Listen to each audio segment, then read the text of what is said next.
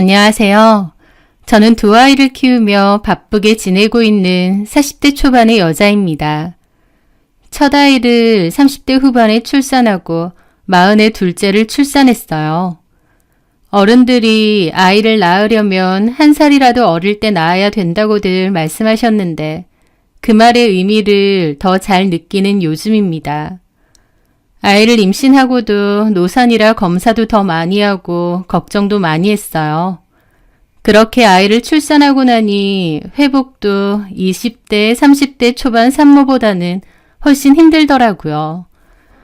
그리고 아이를 키우는 데에도 체력이 얼마나 딸리는지요. 하지만 4배 아파 낳은 아이가 너무 이뻐서 자는 아이를 보다가도 기쁨의 눈물을 흘릴 때도 많았습니다. 그리고 이런 게 진정한 행복이구나 싶기도 했고요. 그렇게 둘째 아이까지 낳고 키우는 요즘 저는 무척 바쁘지만 한편으로는 이게 사는 재미이고 행복이다라는 생각을 많이 하며 지내요. 아이의 웃음 한 번에 나도 덩달아 행복해지고 저를 안아주는 아이의 손길이 너무 감동스럽고요. 그러면서 저는 전에 있었던 아픈 과거의 상처와 충격에서도 벗어나는 중인 것 같습니다. 그 일이 있고 난 뒤 저는 한동안 사람을 믿을 수가 없었거든요. 그리고 가슴속이 너무 갑갑하기도 어떨 때는 터져버릴 것 같은 느낌도 많이 받았어요. 그랬던 저였기에 지금의 행복이 더 감사하기도 합니다. 저한테 어떤 충격적인 일이 있었는지 이야기해 보겠습니다. 저는 30이 넘어 전 남편을 만났습니다. 그 전에 2번 정도 짧은 연애를 하긴 했지만 제대로 된 만남이라고 보기도 어려울 정도로 잠시 만난 정도였습니다. 친구들의 소개로 만났었는데 제가 조용하고 차분한 편인데다 남자가 좀 불편했어요. 여자친구들하고는 얘기도 잘하고 웃기도 잘하는데 남자들 앞에서는 내숭은 아니지만 뭔가 편하지 않았다고나 할까요? 그렇다 보니 오랜 만남을 가지진 못했습니다. 상대방에게 호감은 있긴 한데 그걸 표현을 잘 하지 못하는 성격이었어요. 그러다 보니 상대방은 제가 본인을 좋아하지 않는다 생각하고 저를 떠났고요.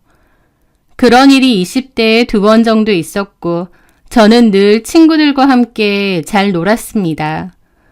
저는 고등학교 친구 3이 있었는데 저까지 다해 4명이서 만나면 너무 재미있고 즐거웠어요. 그 친구들도 딱히 남자친구가 있지는 않았습니다. 그래서 저희끼리 만나서 밥 먹고 차 마시고 노래방도 가고 여행도 가고 즐겁게 지냈어요. 그러다 30이 넘어가니 친구들 하나하나 결혼을 하더라고요. 직장 동료를 만나 결혼하는 친구도 있었고 부모님의 소개로 만나 결혼하는 친구도 있었습니다. 그렇게 저희 4명 중 2명의 친구가 결혼을 하고 저와 다른 친구 1명만이 남았죠. 같이 놀던 친구가 결혼을 해서 자주 못 만나게 되니 조금 섭섭하기도 한 기분이 들기도 했지만 결혼하지 않은 친구 1명이 있어서 그때만 해도 괜찮았어요. 그러다 그 친구마저 결혼을 한 거예요. 심지어 혼전 임신으로요. 그렇게 3명의 친구가 모두 결혼을 하고 저는 애인도 남편도 없이 혼자였습니다. 친구들이 모두 결혼해서 알콩달콩 때로는 툭탁거리며 사는 걸 보며 부럽기도 하고 결혼에 관심이 가지더군요. 그러다 제일 먼저 직장 동료와 결혼한 친구가 남자를 소개해준다며 만나보라고 했습니다. 그때가 30 초반에서 중반이 되어갈 때였고 저희 부모님도 저에게 종종 만나는 남자가 없는지 여쭤보셨거든요. 그래서 저도 흔쾌히 친구의 주선을 받았죠. 그렇게 만난 남자는 생각보다 너무 괜찮았습니다. 이런 남자가 아직도 솔로라고? 라는 생각이 들 정도의 남자였어요. 키나 몸도 좋은 편이고 인상도 좋았습니다. 약간 성격이 있어 보이기도 했지만 웃으면 반전으로 순해 보이더라고요. 매너도 좋고 얘기하는 것도 너무 센스가 넘치고 재밌었습니다. 그 남자를 만나면서 얼마나 웃었는지 나중에는 얼굴 근육이 땡길 정도였어요. 저는 그런 제 모습을 보고도 놀랐습니다. 내가 남자 앞에서 이렇게 웃을 수 있는 사람이었나 싶었거든요. 20대와는 다르게 저도 사회생활을 하면서 더 다양한 사람을 만나며 성격이 좀 더 외향적이 되기도 한 이유도 있지만 그 남자가 너무 마음에 들었습니다. 자연스럽게 웃음이 나오고 고개를 끄덕이며 그 사람 말을 경청하는 저를 그 사람도 좋게 보았고 애프터를 신청하더라고요. 그렇게 저와 그 남자는 세 번째 만남을 가지고 사귀기로 하였습니다. 저도 나이가 있었지만 그 남자는 저보다 5살이 많았어요. 그래서 결혼을 전제로 한 만남을 가지고 싶다고 했고 특히 아버지가 결혼을 빨리 했으면 하신다고 했습니다. 저도 나이가 나이인지라 재미로 연애를 할 생각은 없었기에 그 사람의 말에 수긍했습니다. 만나는 기간 동안 참 좋았습니다. 남자는 데이트 계획을 참 잘 짜오는 사람이었습니다. 그래서 데이트를 할 때에도 참 편했어요. 남자친구가 가자는 대로 가서 구경하고 밥 먹고 분위기 좋은 카페 가서 차 마시고 그냥 저는 가서 즐기면 되었거든요. 저도 무슨 일을 할 때 계획을 잘 짜는 편인데 남친은 저보다 훨씬 더 계획적인 사람이었습니다. 그러다 보니 저는 딱히 계획을 짜지 않아도 돼서 편했습니다. 그렇게 만나고 3개월쯤 되었을까 하루는 그 남자가 조금 진지한 표정으로 말을 하더라고요. 이 얘기를 미리 했어야 되는데 제가 어떤 반응을 할지 몰라 망설였다고 하면서요. 저는 그 얘기를 듣자마자 긴장했습니다. 혹시 전에 결혼을 한 적이 있나? 라든지 숨겨둔 애가 있다 라고 하는 건 아닐까 싶은 생각이 들었거든요. 물론 이전에 그런 걸 생각할 만한 무언가는 아무것도 없었지만 평소의 모습과 다르게 진지하게 말하는 모습에 저는 머릿속으로 온갖 생각을 다 했습니다. 그런데 남자친구가 하는 말은 뜻밖이었어요. 그게 무슨 얘기인데 이렇게 뜸을 들여. 그냥 얘기해봐, 자기야. 사실은 우리 본가의 어머니가 내 친어머니는 아니야. 그러는 겁니다. 저는 남친과 집안 얘기도 가끔 하기는 했는데 부모님 계시고 남동생은 유학을 갔다 정도로만 알고 있었거든요. 그런데 어머니가 친어머니가 아니라는 말을 하는 겁니다. 저는 당황스럽지만 제가 너무 놀라거나 크게 반응을 하면 남친에게 상처가 될까봐 겉으로는 의연한 척하며 얘기했습니다. 아, 그랬구나. 몰랐네. 엄마가 나 대학생 때 돌아가시고 아버지가 나 30 다 되어갈 때쯤 재혼을 하셨거든. 그렇게 남친이 하는 말은 이랬습니다. 본인이 30 다 되어갈 때 아버지께서 만나는 분이 있다고 소개를 해주고 싶다고 하셨답니다. 제 남친도 그렇지만 동생이 그때 늦둥이여서 14살 정도였대요. 그래서 엄마도 필요하지 않겠냐고 하시면서 소개를 시켜주셨는데 새엄마가 될 분을 보고 남친도 남친의 동생도 깜짝 놀랐답니다. 그 여자분은 40도 안 되는 분이었대요. 남친과는 정확히 8살 차이 나는 분이었던 거죠. 본인보다 8살 많은 사람에게 어머니라고 해야 되는 건가 싶어서 충격이 컸다고 했습니다. 그래서 결혼을 반대했었다고 합니다. 하지만 아버지가 워낙 완고하셔서 결혼을 하셨고 그분이 제 남친의 새어머니가 되었다고 해요. 동생은 그 충격으로 한 집에 살고 싶지 않다며 유학을 보내달라 해서 외국으로 유학을 간 상태고요.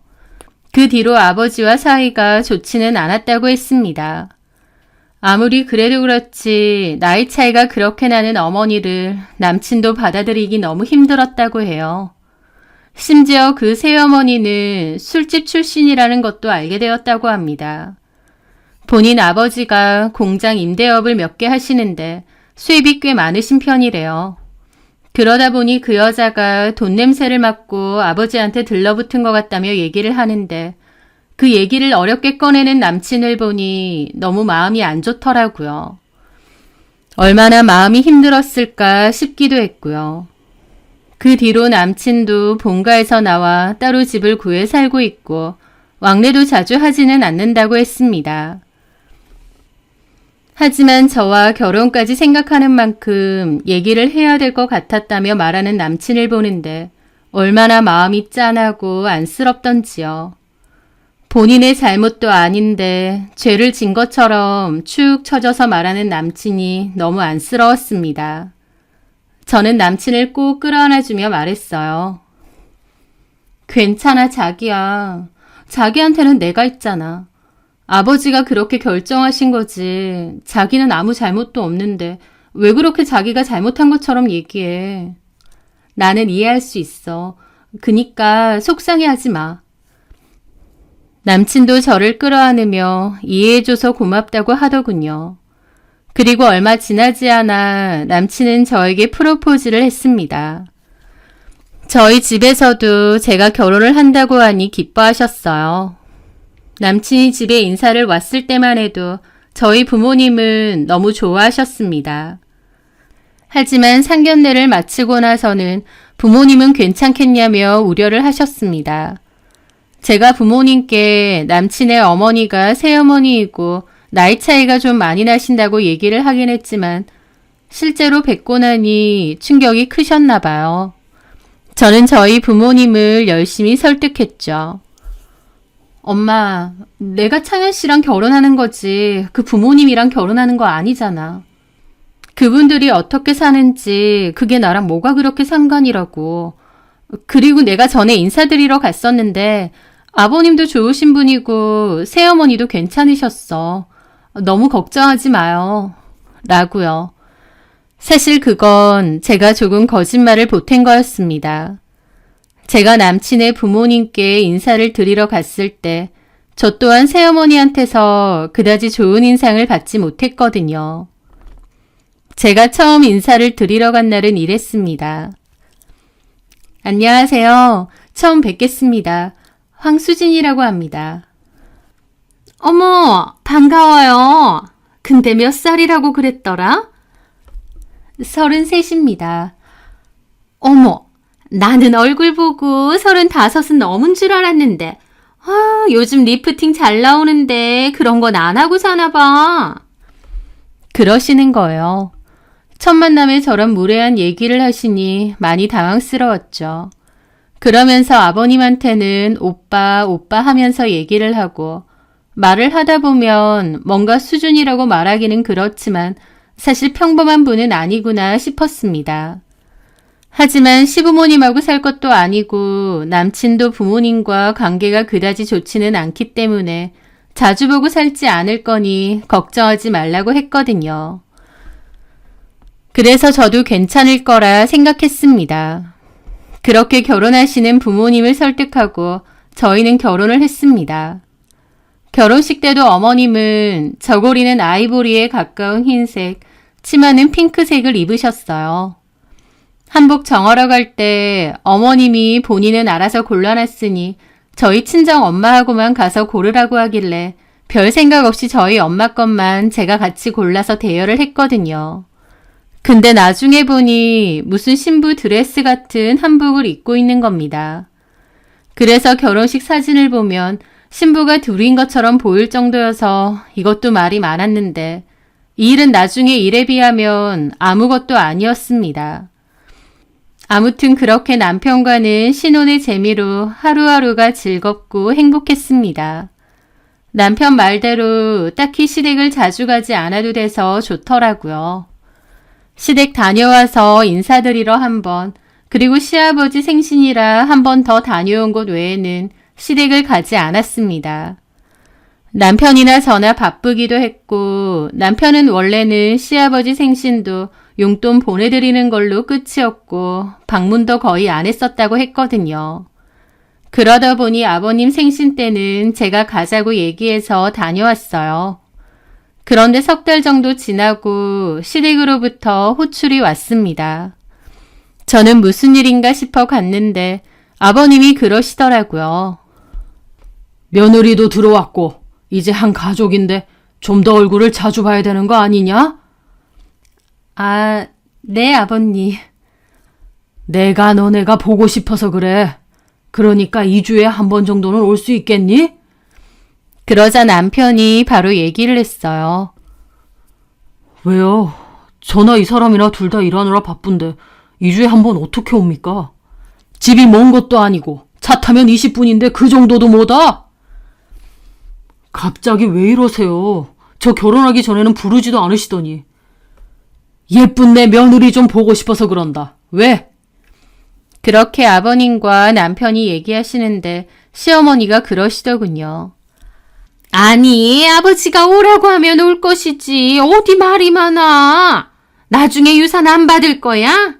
오빠, 얘네 아무것도 주지 마. 그러는 겁니다. 저나 남편이나 그 말에 어이가 없고 황당했어요. 그 말인즉슨 유산 받고 싶으면 지금부터 잘해라 이거잖아요. 저는 사실 아버님 재산이 얼마나 되는지도 모르고 관심도 없습니다. 저희 집도 살 만큼 살기도 하지만 저나 남편이나 열심히 일하면 충분하다고 생각했거든요. 그래서 결혼식도 남편과 저 반반으로 진행했고요. 그런데 시어머니가 저런 얘기를 하니 아버님도 약간 멋쩍어 하시긴 하지만 그 말에 수긍하시는 듯한 뉘앙스였습니다. 저는 아직 시부모님이 어렵기도 하고 너무 방문을 안 했나 싶은 마음도 들어서 꼭 2주에 한 번은 아니더라도 전보다는 자주 방문하겠다고 했습니다. 아버님도 제 말에 수긍하셨고 남편도 그닥 마음에 드는 표정은 아니지만 아무 말 안 하더라고요. 그렇게 저희는 그때부터 한 달에 한 번 또는 2번 정도 방문을 했습니다. 다녀올 때마다 사실 기분이 썩 좋지는 않았어요. 아버님은 그냥 평범하게 대화하고 식사하고 하는 정도인데 시어머니는 이래저래 간섭도 많고 말도 톡톡 쏘아해서 편하지가 않았습니다. 그러면서도 남편 어머니라고 저한테 잔소리는 얼마나 하는지 보통 시어머니들이 많이 말하는 우리 아들 아침은 챙겨주냐, 집안일 많이 시키지 마라, 여자는 바깥일을 해도 집안일이 우선이다라며 시어머니 노릇을 많이 하는데 사실 그 말들이 좀 우스웠습니다.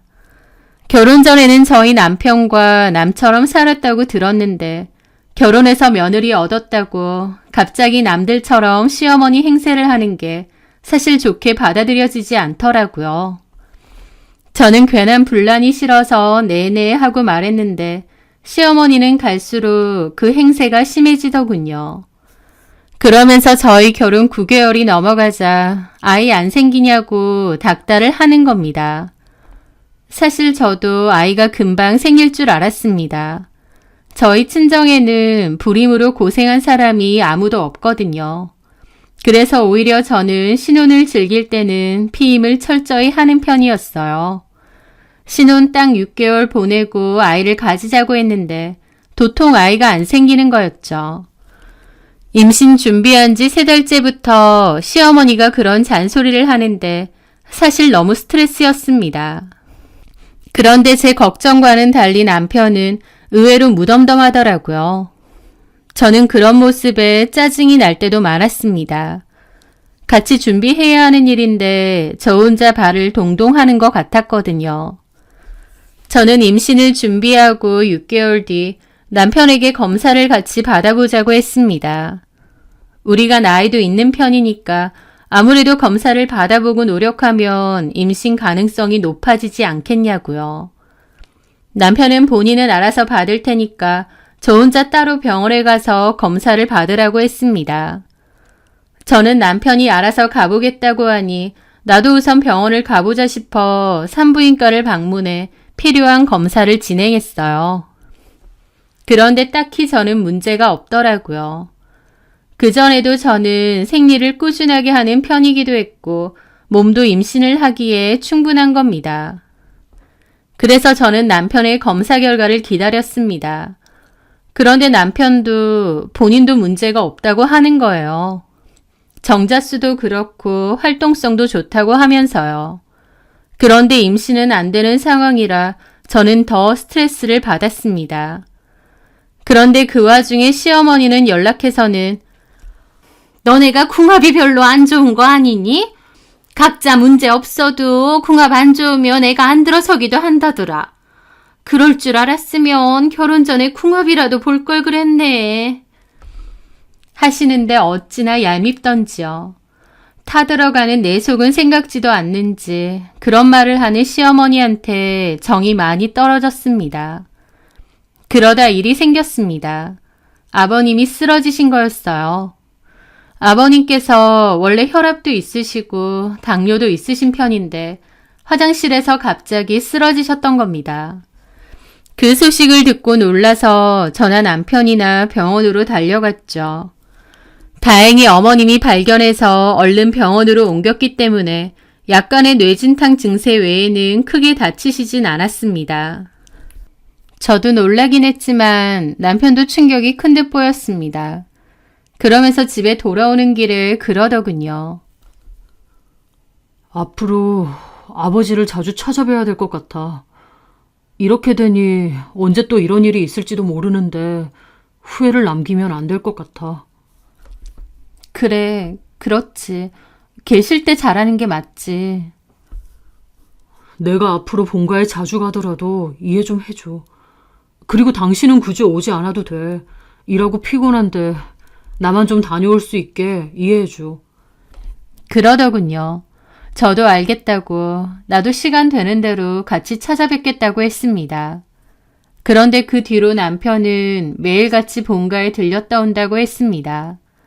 저는 남편과 아버님 사이가 좋아져서 다행이라고 생각했어요. 하지만 그건 저의 큰 착각이었습니다. 그날은 주말이라 오랜만에 친정에 가기로 한 날이었습니다. 남편에게는 혼자서 오늘은 푹 쉬라고 하고 저는 혼자 친정에 가려고 했죠. 그렇게 집에서 나와 주차장으로 가 차문을 열려고 하는데 안 열리는 거예요. 저는 아차했습니다. 어제 사용한 가방 안에 넣어두고 오늘 다른 가방을 들고 와서 차키를 챙기지 못한 거였어요. 저는 귀찮게 다시 올라가야 되는구나 싶어 투덜거리며 엘리베이터를 타고 올라갔습니다. 그렇게 올라가 안방에 들어갔는데 남편이 안방 화장실에서 통화를 하고 있는 거예요. 저는 별 생각 없이 가방에서 차키를 챙겨 나오려는데 갑자기 그 소리가 들렸습니다. 아, 걱정하지 말라고. 정관수술 했다니까. 그럴 일 없어. 그러는 겁니다. 저는 그 말에 나가려다 말고 그 자리에 우뚝 서 있었습니다. 지금 남편이 뭐라고 하는 거지? 정관수술을 했다고? 내가 뭘 잘못 들은 건가 싶어서 다시 화장실 쪽으로 가는데 남편이 물을 내리는 소리가 들리더군요. 저는 지금 여기 있으면 안 될 것 같아서 급하게 나왔습니다. 다행히 제가 현관문을 열고 나올 때까지 남편은 화장실에 있었던 것 같아요. 저는 나와서 엘리베이터를 타고 내려오는데 그 상황이 너무 혼란스러웠습니다. 나와 임신을 준비하는 중인데 정관수술을 했다고? 그걸 지금 누구한테 얘기를 하는 거지? 여자가 생긴 건가? 제 머릿속은 너무 복잡하고 터질 것 같았습니다. 그렇게 내려와서 차에 탔는데 도저히 운전을 할 수 있는 상태가 아니더군요. 손이 달달 떨리고 다리에 힘이 없어서 도저히 운전을 할 수가 없었습니다. 저는 한참이고 앉아서 숨을 고르고 또 골랐습니다. 그리고 친정에 전화를 해 엄마께 오늘은 가기가 어려울 것 같다고 말씀을 드렸습니다. 그리고 차에 앉아 머릿속을 정리하려고 애를 썼어요. 아무리 생각해도 그런 말을 했다는 건 여자가 생긴 거라고 밖에 생각할 수 없었습니다. 저는 크게 한숨을 여러 번 내쉬면서 우선 그 여자가 누군지 알아야겠다, 연락처든 뭐든 알아야겠다 생각했습니다. 그리고 차에서 내려 약국으로 걸어갔습니다. 그리고 청심환을 사 먹었어요. 지금 내가 너무 흥분되고 혼란스러운 상황이라 이대로 남편을 맞이하면 다 들통이 날 것 같았거든요. 그렇게 약을 먹고 저는 천천히 집으로 향했습니다. 집에 갔더니 남편은 중국집에서 배달을 시켜 먹으며 TV를 보고 있더라고요. 그리고 저를 보고 놀랐습니다. 장모님 댁 안 갔어? 아, 가는 중에 엄마가 아빠랑 모임 있다는 걸 깜빡하셨다고 해서 돌아왔어. 아, 당신 아쉽겠네. 오랜만에 장모님 밥 먹는다고 신나 했잖아. 그러게. 저는 남편의 눈을 제대로 쳐다볼 수가 없어서 조용히 방으로 들어왔습니다. 그렇게 화장실에 들어갔는데 세면대 옆 선반에 남편의 폰이 있더라고요. 저는 재빨리 화장실 문을 잠그고 남편의 폰을 열어보았습니다. 그리고 저는 까무러칠 뻔했어요. 남편이 그 시간에 통화를 했던 사람은 바로 시어머니였거든요. 왜? 도대체 왜? 뭐 때문에 시어머니하고 이런 통화를 한 거며 시어머니고 남편이고 아이를 갖기 원하는 게 아니었나 싶어서 더 혼란스러운 겁니다. 저는 이게 다 뭐지 싶어서 어안이 벙벙한데 갑자기 남편이 화장실 문을 노크를 하더군요. 자기야, 내 폰 거기 있어? 남편은 약간 다급해 보였습니다. 저는 그렇다고 하며 문을 살짝 열어 남편의 폰을 건네주었죠. 저는 그렇게 화장실 변기에 한참 앉아 있었습니다. 이 상황을 어떻게 이해해야 할지 아무리 생각해도 답이 안 나왔거든요. 그렇게 한참을 앉아있자 남편이 또 노크를 하고는 아직 화장실이냐고 묻더라고요. 저는 폰을 보다 그렇게 되었다고 둘러대고 화장실을 나왔습니다. 변기에 빠진 줄 알았다는 남편의 농담에도 저는 웃을 수가 없었어요. 저는 감기인지 머리가 좀 아프다며 누워야겠다고 했고 남편은 거실에서 저는 방에서 그렇게 그날을 보냈습니다. 밤이 되고 남편이 잠들었지만 저는 잠을 잘 수가 없었어요.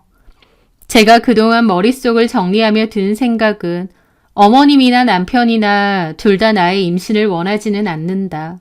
왜일까? 어머님이 내가 싫어서 이혼을 시키고 싶어 하시는 걸까? 아니면 남편이 내가 싫어서 임신을 하지 않고 헤어지려 하는 걸까? 혹은 남편은 아이를 원하지 않는 것이었나? 그것도 아니면 다른 여자가 있기 때문에 내가 임신을 하길 원하지 않는 걸까? 여러 생각 중 결론은 아무리 생각해도 남편에게 다른 여자가 있다는 거였습니다. 그것이 최선의 결론은 아니었지만 저는 확인을 해야 된다고 생각했어요. 그리고 남편의 핸드폰을 들고 조용히 거실로 나왔습니다. 그렇게 남편의 폰을 뒤져보는데 딱히 의심이 갈 만한 건 없었어요. 그냥 일하는 용도 혹은 친구들과 가끔 톡하는 것 외에는 다른 특별한 게 없었거든요. 그러다 갑자기 그 생각이 났습니다. 남편은 회사 일에서 통화를 많이 하는데 그 대화를 녹음을 늘 하거든요. 폰 설정 자체를 그렇게 해놓았습니다.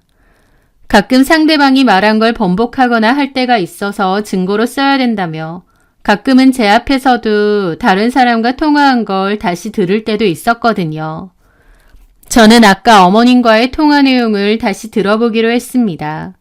그걸 들어보면 뭐라도 실마리가 나오겠다 싶었거든요. 가장 최근의 통화 내역을 들어보니 이랬습니다.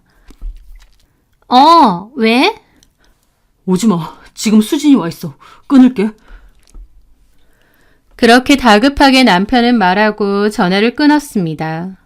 저는 시어머니와 뭔가가 있다는 확신을 하고 아까 제가 들었던 그 시간대의 통화 내역을 찾아 녹음을 들었고 그걸 들은 저는 경악을 할 수밖에 없었습니다.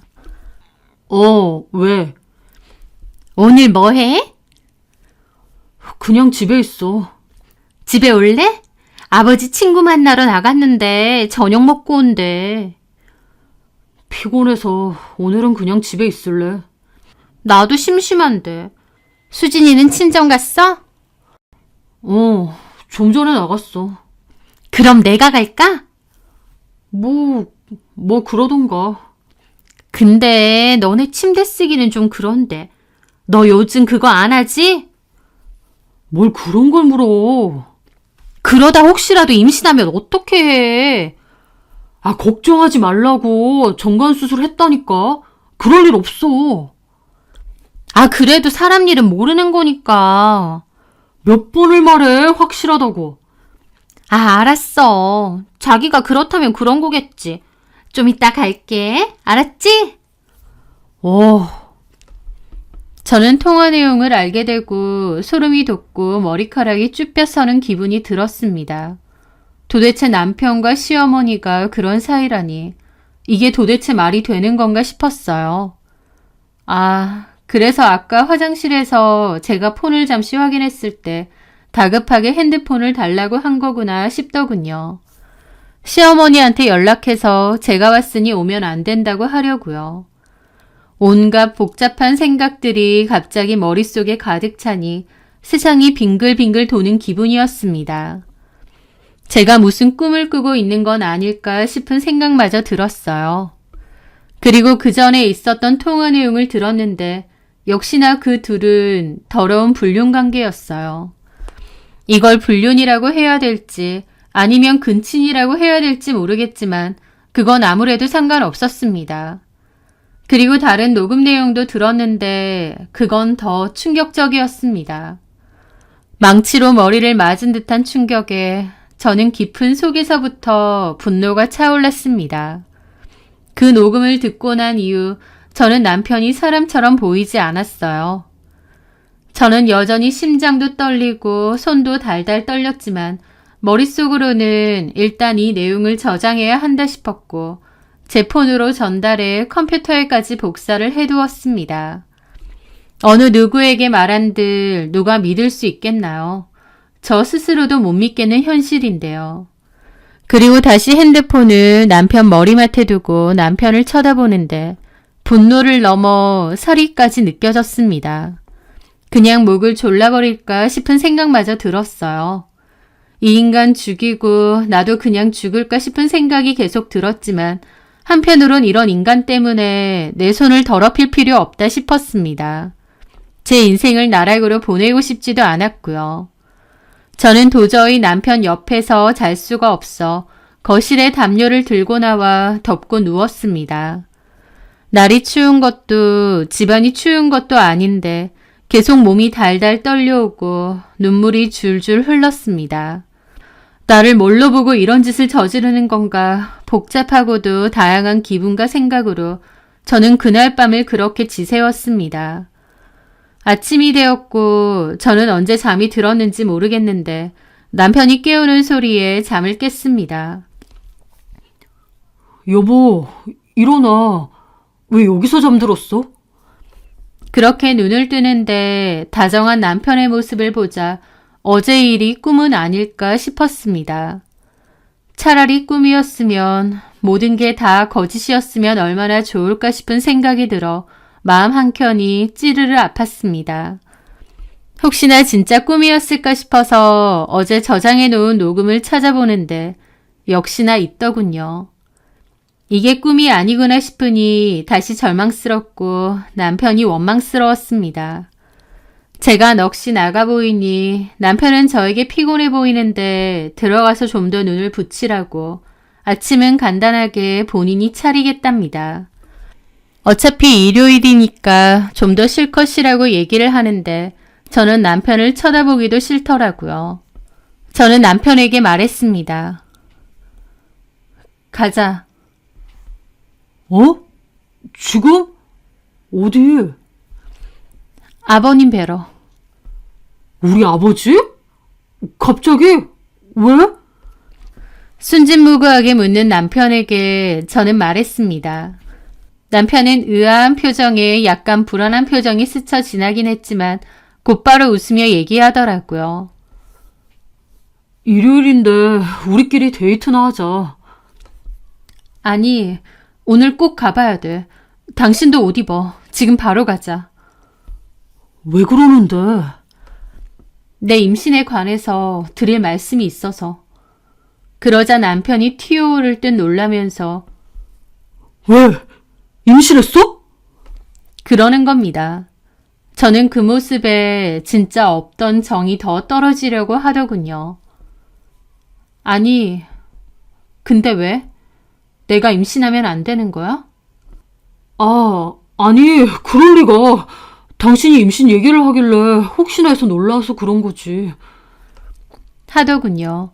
저는 그 뒤로 더 이상 남편과 대화를 하고 싶지 않아 간단하게 씻고 나갈 채비를 했습니다. 그런 저의 모습에 남편도 어쩔 수 없이 옷을 주섬주섬 입더라고요. 그렇게 시댁으로 가는 동안 저는 아무 말도 하지 않았습니다. 남편은 제 눈치를 약간 보면서 이렇게 주말에 갑자기 찾아뵈도 될 거라느니 며느리 와서 우리 아버지 좋아하시겠네 라든지 혼자서 이런저런 얘기를 하더라고요.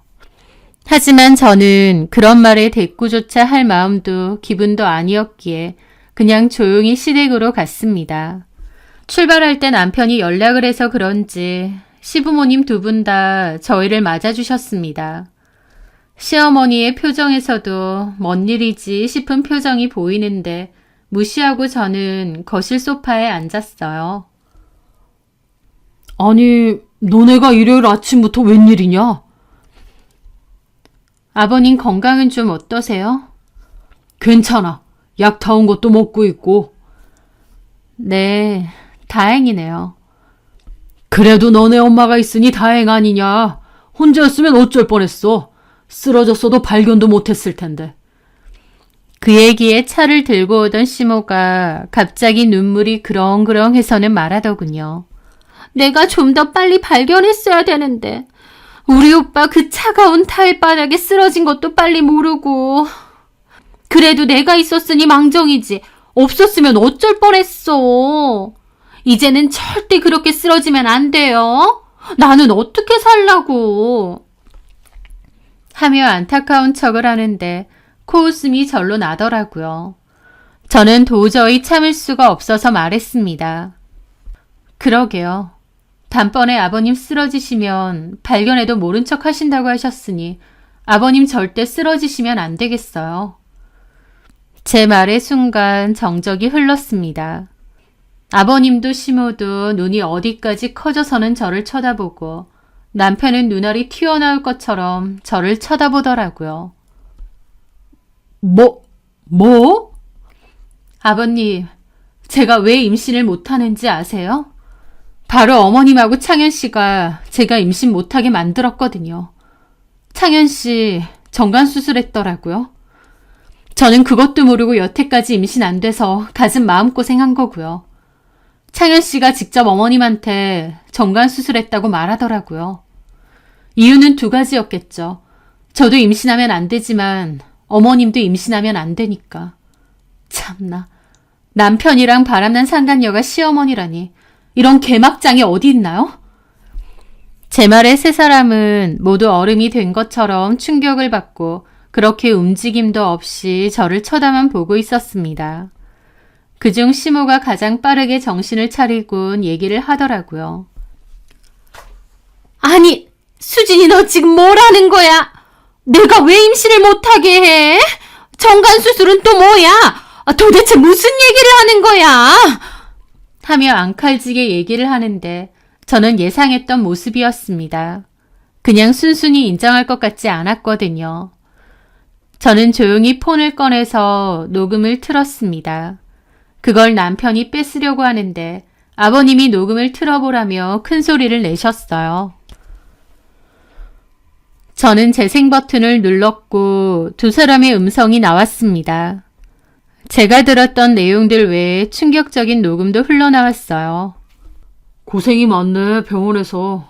잘 때 간이 침대 자려니 불편하지? 허리도 아프고 밥도 맛대가리도 없고 너무 힘들어.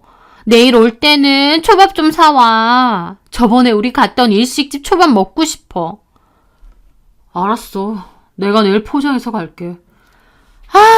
몸에 별 이상도 없다는데 뭔 계속 입원이야. 짜증나게. 그래도 내 진탕인데 좀 더 있어야겠지. 다음에 쓰러지면 아예 바깥에 나갔다 들어가던가 해야지. 괜히 집에서 알짱거리면 더 티나잖아. 영감탱이 운도 좋아요. 그러게 말이야. 젊어서 운동을 많이 해서 그런가. 보통 노인네들 화장실에서 쓰러지면 많이 간다던데. 나는 그런 복도 없나 봐. 어머, 영감쟁이 또 나 부른다. 아우 귀찮아. 나중에 또 연락할게 자기야. 그래, 고생해. 통화 내용 재생이 끝나고 시모나 남편이나 누나를 굴리며 어떻게 해야 할지 안절부절 못하더라고요. 그런데 생각보다 아버님은 조용하셨어요. 저는 충격에 큰 소리를 치시거나 난리라도 부리실 줄 알았는데 아니었습니다. 아버님은 조용히 얘기하시더군요. 아직도 그런 거였어? 저는 아버님 말씀에 눈이 휘둥그레졌습니다. 저 말씀은 아버님도 알고 계셨다는 걸까 싶었거든요. 그래. 창현이 너 결혼 전에 이 사람이랑 뭔가 있는 것 같다고 내가 의심했을 때 너 뭐라고 했냐? 절대 아니라고. 어떻게 의심을 할 수 있냐고 난리 치고 집 나간 거 너 아니야? 그래 놓고 수진이랑 결혼 안 돼서 내가 진짜 의심을 했던 건가? 너한테 미안한 마음까지 가지고 살았다. 아들한테 내가 못할 짓 했나 그렇게 생각했어. 그런데 둘이서 이런 짓거리를 벌여? 이 미친 것들이! 아버님은 갑자기 일어나시더니 구석에 있는 골프채를 들고 오셨습니다. 남편과 시모는 기겁을 하며 도망을 가고요. 아버님은 그걸 들어 옆에 있던 도자기며 TV를 다 깨부수시더군요. 그 모습에 저도 놀라긴 했지만 두 사람은 혼비백산 신발을 신더니 걸음아 나살려라 도망가 버렸습니다. 그 둘이 나간 걸 보시곤 아버님은 다시 소파에 털썩 앉으셨어요. 그리고는 흐느껴 우시는데 제가 거기서 어떻게 해야 할지 정말 난감하더라고요. 사실 억울하고 속상한 건 저도 마찬가지인데 아버님이 너무 절망하시니 제가 거기서 더 보태고 싶지 않았습니다. 저는 조용히 옆에 앉아 있었습니다. 그렇게 한참이 지나고 아버님은 무슨 상황인지 알았으니 일단 돌아가 보라고 정리되면 연락을 주겠다 하셨습니다. 저는 그렇게 조용히 시댁을 나왔고 집으로 돌아왔어요. 집에 왔더니 남편이 거실에 있더라고요. 저는 남편과 한 공간에 있는 것도 싫어서 짐을 챙기는데 남편은 옆에서 계속 주저리 변명을 했습니다. 시모가 처음 들어왔을 때부터 자기를 유혹했다. 20대 후반, 30 초반이었으니 얼마나 혈기왕성했냐. 그런데 그렇게 들이대니 본인도 어쩔 수 없었다고. 그런데다 아버지가 이 사실을 알고 난리를 치니 이러다 재산 하나 못 받을 것 같았다고. 그래서 나와 살았는데 그 이후로도 그 여자가 계속 질척거렸다. 아버지 재산 받으면 같이 살자고 계속 그랬다. 나는 그 여자 별로고 싫다. 통화 내용 들어봤으니 알 거 아니냐. 그 여자 말을 들은 건 내 잘못이지만 내 목소리 퉁명스러운 거 못 들었냐 하며 찌질하게 말을 하는데 듣고 있는 와중에도 짜증이 나더라고요. 하지만 그 내용들도 조용히 폰에서 녹음을 켜 녹음을 하였습니다. 남편은 제가 녹음을 하는지도 모르고 줄줄 얘기를 해댔고요. 아버지 돌아가시면 그 여자한테 재산이 얼마나 가는 줄 알아? 내가 왜 그런 여자하고 재산을 나눠야 되냐고. 그래서 그 여자한테서 재산을 좀 더 가져올 생각으로 그런 거지. 진짜 진심은 아니야. 나보다 나이 많고 아버지랑 살던 여자 뭐가 그렇게 좋겠냐고. 저는 어제와는 다르게 차분한 마음으로 남편이 하는 얘기를 다 들었습니다. 그리고는 얘기했죠. 그래, 당신 생각은 잘 알겠어. 하지만 내가 이제까지 임신 준비하면서 마음고생하고 걱정했던 걸 알면 당신도 이러면 안 되는 거였어. 아니, 그렇게 어머니, 아니 그 여자랑 이런 관계였으면 나랑 결혼을 해서도 안 되는 거였어. 이제까지 나를 속여놓고 지금 그걸 변명이라고 하는 거야? 그 말을 들으면 내가 그랬구나. 당신도 정말 힘들었겠다 이해해주길 바란 거야? 정말 염치도 없네. 더 말할 것도 없이 우리는 이혼이야. 그리고 나는 당신과 그 여자한테 상간소송 걸 거야. 그런 줄 알아. 저를 붙잡는 남편을 뒤로하고 집을 나와 친정으로 갔습니다. 물론 친정에서도 경악을 하셨죠. 그렇게 저는 이혼소송과 상간소송을 진행했습니다. 제 얘기를 들은 변호사님도 여러 이혼 케이스를 많이 봤지만 이런 일이 실제로도 있느냐며 놀라시더군요. 어쨌든 저는 증거가 있었기에 소송이 어렵지는 않았습니다. 남편은 끝까지 이혼은 말잠에 매달렸지만 저는 이미 정이 다 떨어져 버린 상태였습니다. 그렇게 남편과 따로 지내며 이혼을 준비 중이었는데 남은 짐을 가지러 집에 갔다가 또 한 번 놀랬습니다. 제가 아닌 다른 여자의 물건들이 집에 있더라고요. 누구의 것인지 안 봐도 훤했죠. 나한테는 그 여자 싫다고 그렇게 얘기를 해대더니 결국 같이 사는 건가 싶었습니다. 제가 다시 남편을 수고하는 일은 없지만 그 모습을 보니 부하가 치밀더라고요. 그래서 저는 남편이 저한테 얘기했던 녹음을 시모에게 보내버렸습니다. 어디 한번 개싸움 해보라고요. 그 뒤로 남편이 전화가 오고 시모한테 전화가 오고 난리도 있었지만 저는 다 무시하고 소송 진행을 했고 판결문을 받았습니다. 위자료도 받았고요. 재산은 원래 가져온 대로 해서 나눠 가졌습니다. 그리고 1년쯤 시간이 지났을까요? 이혼의 상처를 회복하고 있을 때쯤 하루는 전화가 왔습니다. 모르는 번호라 무심코 받았는데 아버님이었어요. 갑자기 연락이 와서 당황스럽기도 하고 어색하기도 하고 어떻게 말을 해야 될지도 모르겠더군요. 아버님은 조용히 따로 한번 보고 싶다고 말씀을 하셨고 저도 알겠다고 했습니다. 그렇게 다음 날 아버님을 만나 뵈었어요. 잘 지냈어? 그냥 그럭저럭요. 아버님은요? 건강은 좀 어떠세요? 나야 뭐 병원 다니고 그러면서 지낸다. 네. 그 뒤로 어떤 얘기를 해야 될까 하는데 아버님이 불쑥 봉투 하나를 내미시더군요. 이거 넣어둬라. 이게 뭐예요, 아버님? 위로금이라 해야 될지 뭐라 해야 될지도 모르겠지만 이제까지 마음고생 많이 했을 텐데 넣어둬. 아니에요, 아버님. 괜찮아요. 너 아니었으면 나는 병신처럼 그 둘이 그렇게 작당질을 해대는지도 몰랐을 거고 다시 쓰러졌으면 아마 그때 죽었을지도 몰라. 그렇게 생각하니 네가 또 나한테는 은인 아니냐. 그러니 넣어둬. 저는 어쩔 수 없이 아버님께서 주신 봉투를 받았습니다.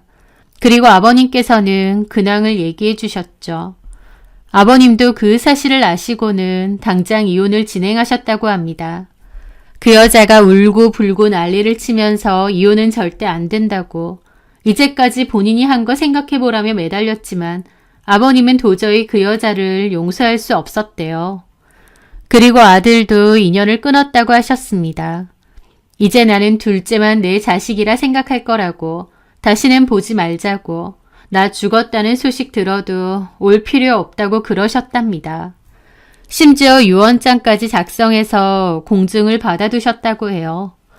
그렇게 그 여자와 이혼하시고 아버님은 실버타운으로 들어가셨답니다. 아직 거동이 어렵거나 한 건 아니지만 혹시나 저번처럼 갑자기 쓰러지거나 할까봐 염려가 되어 그냥 시설 좋은 실버타운으로 들어가셨다고 해요. 거기서의 생활이 만족스러우시답니다. 둘째 아들도 그 사실을 알고는 본인이 사는 곳으로 오라고 했다는데 아버님은 외국에서 살 자신은 없으시다며 우선은 여기서 지내보겠다 하셨답니다. 그러다 제 생각이 나셨대요. 미안하기도 하고 안쓰럽기도 하고 이런 기막힌 일을 당신 말고 겪은 제가 안타까우셨답니다. 그래서 한번 보고 싶으셨다고 했어요. 그러면서 얘기해 주시는데 이혼한 뒤로도 그 여자는 심심하면 연락해서 죽는 소리를 해댔다더군요. 그래서 핸드폰 번호도 바꿔버리시고 사시던 집도 팔아버리셨답니다. 아들한테서는 연락도 없다더군요.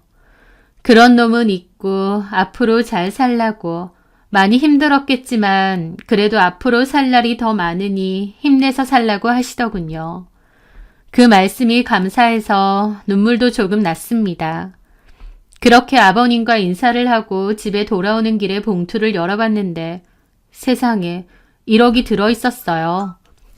생각지도 못한 금액이어서 너무 놀라 다시 전화를 드려 잘못 주신 게 아니냐 여쭤보았더니 그 금액이 맞다며 잘 쓰라고 해주시더라고요. 저는 아버님의 마음이 느껴져 감사하다고 잘 받겠다고 말씀드렸고요. 그리고 친구를 통해서 남편의 소식을 알게 되었는데 제가 그렇게 이혼한 걸 친구도 알고 있었거든요. 그렇게 친구 남편도 알게 되고 회사에도 알게 모르게 소문이 다 퍼진 겁니다. 사람들 수군거리니 전 남편은 회사를 그만뒀다는데 그 이후로 어떻게 지내는지는 저도 잘 모르겠습니다. 그 뒤로 저는 지금의 남편을 거래처로 일하다가 알게 되어 만나고 사귀고 결혼을 했습니다. 그리고 귀여운 아이들을 낳아 키우고 있죠. 바쁘고 정신없지만 어쩔 때는 너무 힘들 때도 있지만 그럼에도 예전에 그 큰일을 겪을 때에 비하면 얼마나 행복한지 모릅니다. 이게 진짜 사람 사는 거구나 싶고 그래요. 앞으로도 저는 정직하게 다른 사람 속이지 않고 성실하게 살며 아이들 잘 키우려고 합니다. 제 사연 들어주셔서 감사합니다.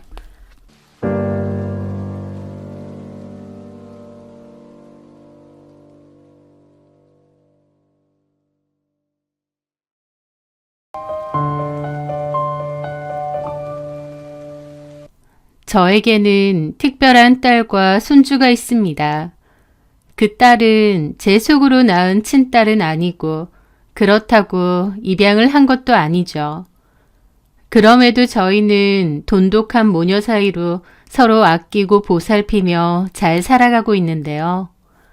여러분들에게 특별한 인연의 저희 모녀의 이야기를 해드리려 합니다. 저는 60을 바라보고 있는 50대 후반의 여자입니다. 27에 결혼을 했었고 남편과는 서로 아껴주고 재미있게 잘 살고 있어요. 다만 한 가지 저희 부부 사이에는 아이가 없었는데요. 아이가 잘 안 생겨서 병원에 가게 되었는데 제 자궁 쪽에 문제가 있어서 아이가 생기기 힘들다고 하더라고요. 결혼 전까지는 미처 몰랐었고요. 남편이나 저나 아이를 원했음에도 아이가 없었기 때문에 꽤나 상실감이 컸습니다. 남편에게 너무 미안하기도 했죠. 제 문제였으니까요. 하지만 남편은 제가 미안해할까봐 그랬는지 자기는 괜찮고 우리끼리 행복하고 재밌게 잘 살자고 했습니다. 남편과 저는 시어머니가 돌아가시고 남기신 집에서 살았는데요. 2층 주택이었습니다. 집 마당을 두고 저희 부부가 사는 본집 말고 작은 집 하나가 더 있었는데 시어머니는 살아생전 그 작은 집에 하숙을 잘 놓으셨거든요. 저희가 이사 오고 나서는 그냥 비워뒀었고요. 그러다가 그냥 비워두면 뭐 하겠나 싶어서 방을 내놨습니다. 그러면서 들어왔던 사람이 어떤 모녀였습니다. 무슨 사정인지 남편은 없고 10살짜리 딸이랑 엄마랑 둘만 있었죠. 엄마와 딸의 인상도 좋고 선해 보였기 때문에 저희도 싼 가격으로 세입자로 받아들이게 되었습니다. 그 엄마의 이름은 이연숙이었고 저보다 3살이 어리더라고요. 저희 집에서 버스로 20분 정도의 위치에 있는 김치 공장에서 일을 한다고 했죠. 들어보니 남편 손버릇이 너무 안 좋아 참다 결국 갈라서고 애 데리고 나왔다고 하더라고요. 밝은 겉모습과 달리 그동안 고생도 많이 하고 상처도 많이 받았겠구나 싶어서 마음이 짠했죠. 성격이 선하고 좋아서 저와 연숙이는 금세 친해졌고 언니 동생하며 가깝게 지냈습니다. 연숙이 딸 소진이는 그 근방의 초등학교로 전학을 와서 잘 다니고 있었습니다. 수줍음이 많긴 하지만 착하고 야무진 성격이었어요. 처음에는 저를 좀 어려워하더니 나중에는 편하게 저를 대했죠. 저는 자식이 없다 보니 연숙이 딸 소진이가 딸처럼 귀엽고 마음이 많이 가더라고요. 그래서 연숙이가 없을 때는 소진이를 집에 불러서 밥도 해먹이고 간식도 먹이고 같이 시장으로 장도 보러 가고 그랬습니다. 소진이를 데리고 다니면 저더러 딸이냐고 잘 묻더라고요. 저는 친구 딸이라고 웃으며 손사래를 치면서 소진이한테 우리가 닮았는지 자꾸 모녀 사이냐고 묻네. 너 싫은 거 아니지? 그러면서 장난을 쳤습니다. 그러면 소진이는 싫지 않다고 웃고 그랬고 저는 그래 친이모라고 생각해 그러면서 웃고 말았죠. 연숙이는 제가 틈틈이 소진이를 돌봐주는 것에 너무 고마워했습니다. 연숙이는 몹시 성실하고 부지런한 성격이었어요. 여자 혼자 몸으로 아이를 키워야 되다 보니 경제적으로 힘들어하고 쪼들려 하긴 했지만 그래도 사람의 본성 자체가 밝고 긍정적이었습니다. 그렇게 거진 8년을 잘 살았어요. 연숙이는 그 사이에 돈 열심히 모아서 외곽이긴 해도 작은 아파트까지 장만을 했죠. 그 아파트가 저희 집에서는 거리가 꽤 됐습니다.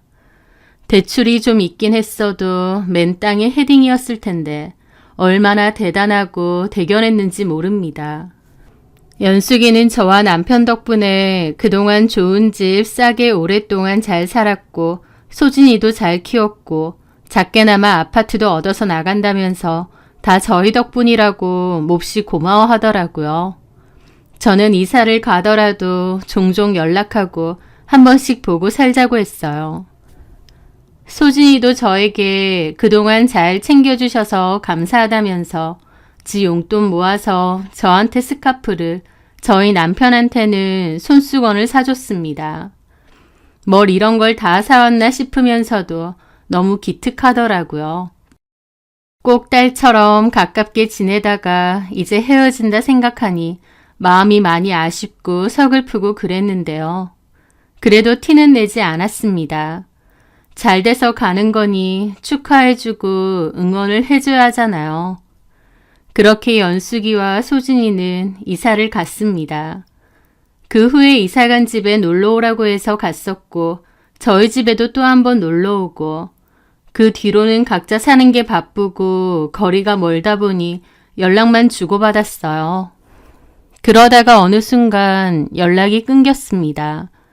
한 번씩 내가 먼저 연락을 해볼까 싶다가도 바쁜데 괜히 그런가 싶어서 말게 되더라고요. 그렇게 시간이 많이 흐르고 나중에 제가 한번 연숙이에게 연락을 했었어요. 궁금하고 보고 싶더라고요. 그런데 모르는 사람이 전화를 받는 겁니다. 이연숙 씨 전화번호 아닌가요? 네, 누구요? 아, 이연숙 씨. 아닙니다. 번호 바뀌었어요. 그렇게 전화가 끊겼습니다. 번호가 바뀌었구나 싶더라고요.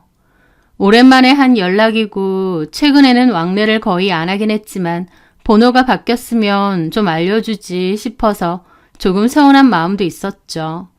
그래도 8년이나 한 집에 같이 살았던 사이니까요. 그렇게 연숙이와 소진이는 제 기억 속에서 묻어두고 살았는데 어느 날이었어요. 저는 집에서 설거지를 하고 있는데 누가 초인종을 누르더라고요. 누구냐고 하고 나가봤는데 뜻밖에도 거기 소진이가 서 있는 겁니다. 연숙이 딸 소진이가요. 안녕하세요, 이모. 저 기억하세요? 어머, 소진아. 잘 지내셨죠? 갑자기 찾아와서 죄송해요. 저는 너무 놀랐죠. 그때가 이사 가고 나서 거의 10년 만에 보는 거였거든요. 갑자기 저희 집에 찾아온 거였죠. 그리고 소진이의 품에는 아이도 하나 있었습니다. 세상에, 소진이 너 결혼했어? 예. 아우 세상에, 얼른 들어와라, 일단. 그렇게 저는 갑자기 찾아온 소진이를 집 안으로 들여보냈습니다. 소진이는 주스를 건네더라고요. 갑자기 오느라. 빈손으로 와도 되지. 뭘 이런 걸 사와, 무겁게. 애도 있는데. 약소예요. 얼른 앉아. 밥은 먹었니? 아, 그냥 아침 대충 먹었어요. 지금 시간이 몇 시인데 아침 먹고 말았어. 잠깐만 있어봐라. 괜찮아요, 이모. 어차피 나도 먹어야 돼. 좀 있어봐라. 밥 먹을 시간은 되니? 네. 그럼 있어봐라. 그렇게 저는 주방에서 부랴부랴 밥을 준비했고 소진이는 아이랑 놀아주고 있더라고요. 아무 연락도 없이 갑자기 찾아온 거였고 무슨 의도가 있는지도 몰랐지만 그래도 반갑더라고요. 그렇게 저는 밥을 내왔습니다. 그런데 아이 때문에 밥을 제대로 못 먹더라고요. 그래서 제가 아이를 봐주고 소진이더러 편히 밥을 먹으라고 했죠. 소진이는 괜찮다고 극구 사양했는데 저는 아기 안아본 지도 오래라고 얼른 식사하라고 했습니다. 엄마 품에서 떨어져 나오니 아이도 초반에는 좀 울다가 토닥토닥 달래주니 나중에는 제 품에서 새근새근 잠도 자더라고요. 그렇게 소진이가 밥을 다 먹고 이불 깔아서 아이도 눕혔습니다. 그리고 물어봤죠. 언제 결혼하고 아이도 낳은 거야? 왜 결혼할 때 나한테 연락도 안 했니? 죄송해요. 몇 년 전에 전화했는데 너네 엄마 번호도 바뀌었더라.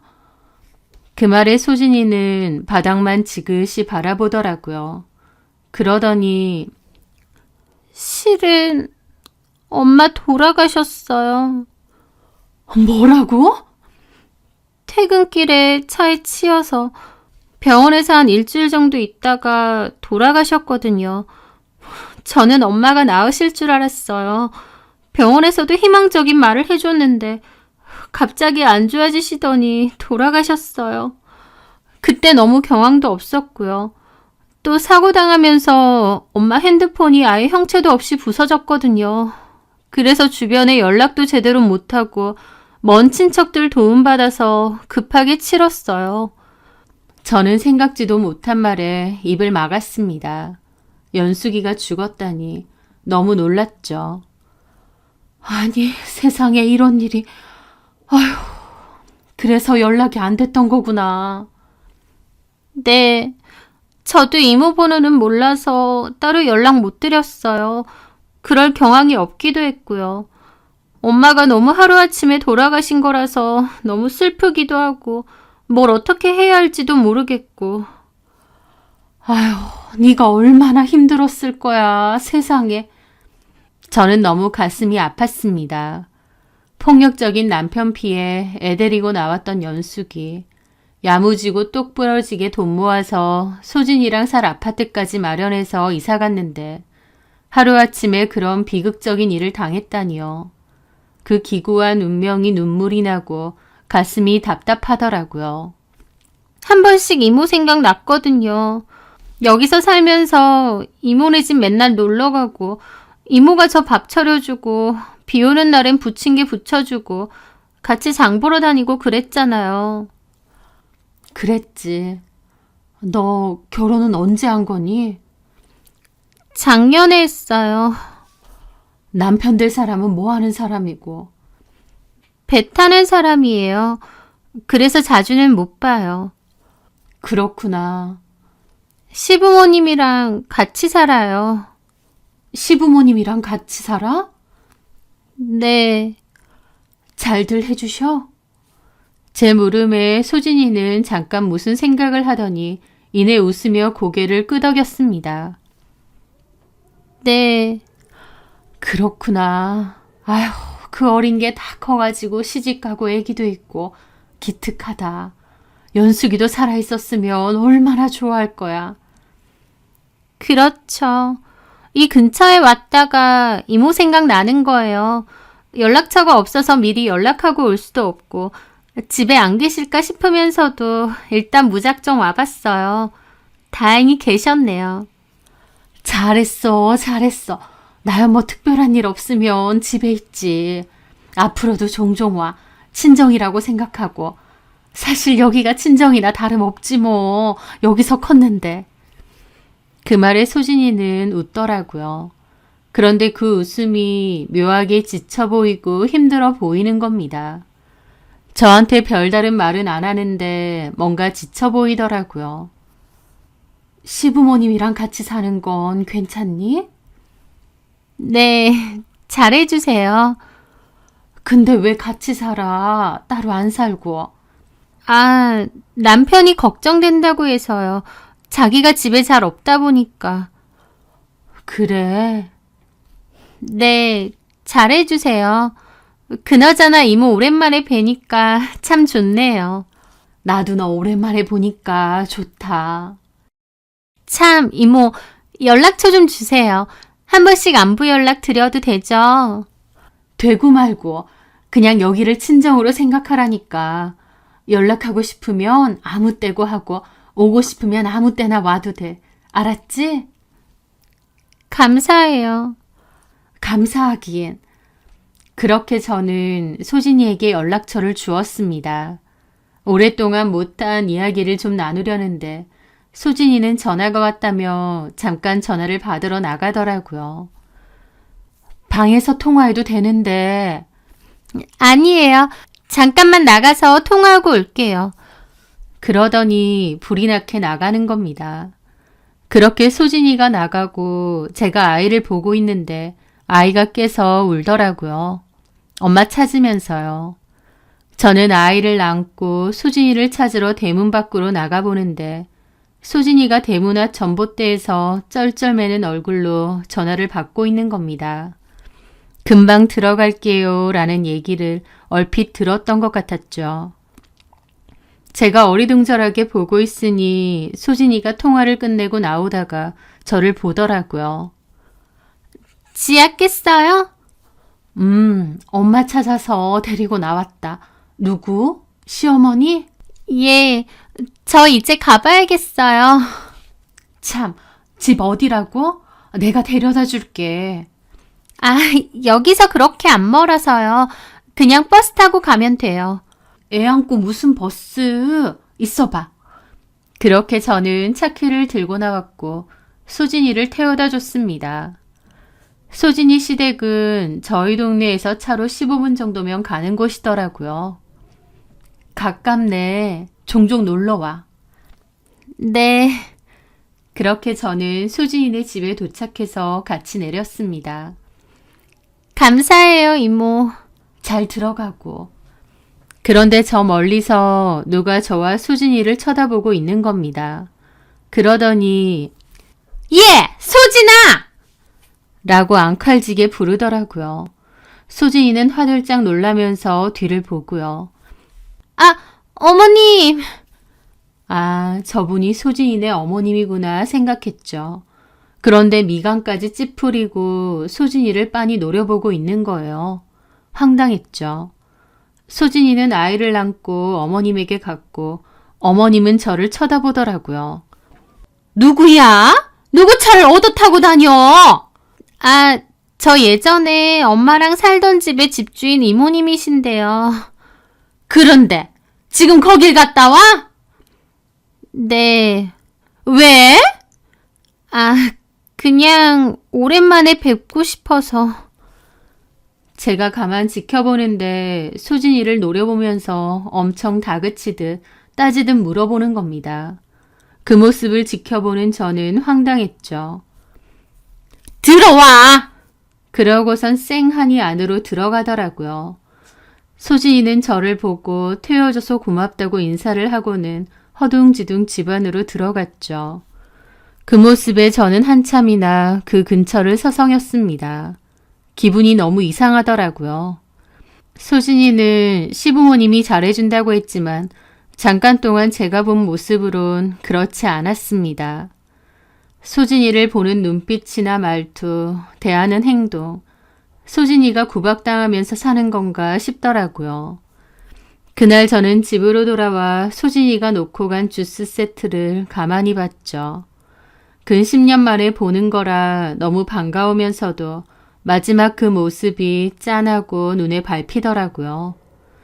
연숙이도 교통사고로 죽어서 친정도 없다는데 혹시 친정엄마가 그리워서 이 집에 들렀나 싶기도 하고요.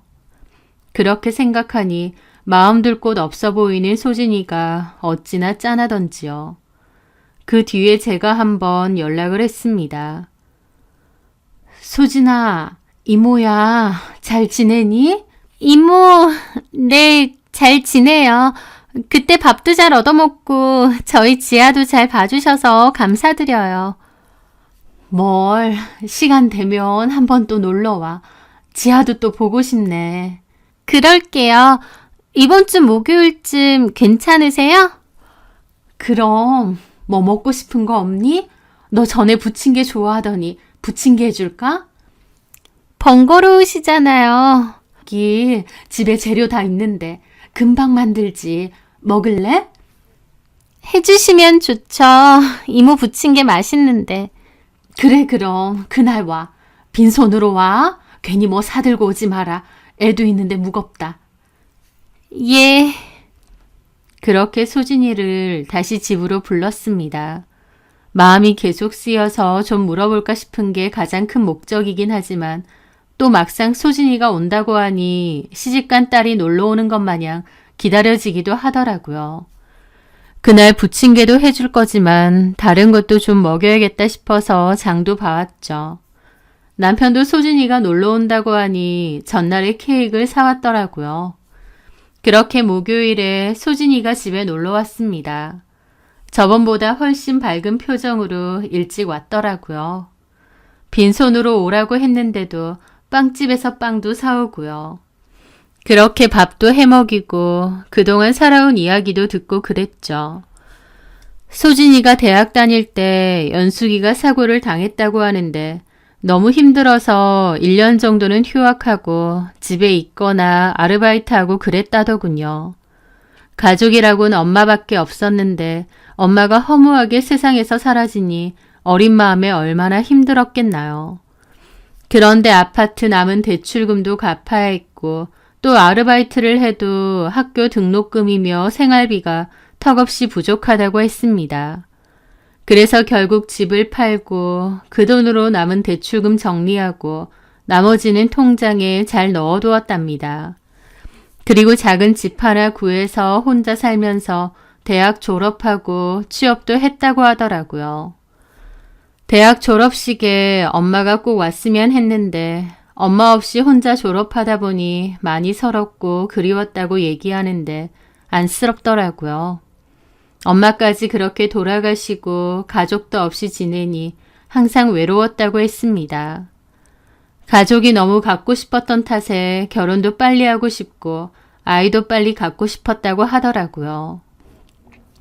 그러다가 회사 선배의 소개로 지금의 남편을 만나게 되었다고 했습니다.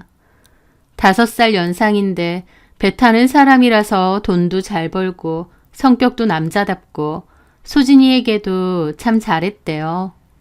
자기는 돈도 많으니 소진이더러 몸만 시집 오면 된다고 잘 그러더랍니다. 그래서 만나오다가 소진이가 혼전으로 아이를 갖게 되고 그 길로 바로 결혼식까지 올렸다고 했습니다.